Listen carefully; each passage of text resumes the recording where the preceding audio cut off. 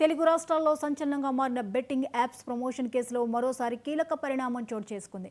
Betting యాప్లను promote చేసిన యూట్యూబర్ల నుంచి సినిమా సెలబ్రిటీలు అమాయకుల మృతికి కారణమయ్యారు.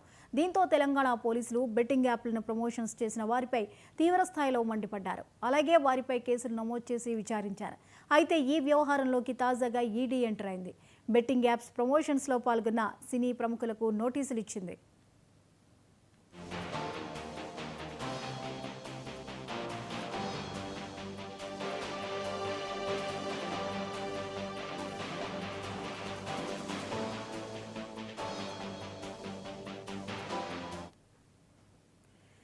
ఈ నెల 23న దగ్గుపాటి రానా, 30న ప్రకాష్ రాజ్, ఆగస్టు 6న విజయ్ దేవరకొండ, ఆగస్టు 13న మంచు లక్ష్మి విచారణకు హాజరు కావాలని ఈడీ నోటీసులు పేర్కొన్న సంగతి తెలిసిందే.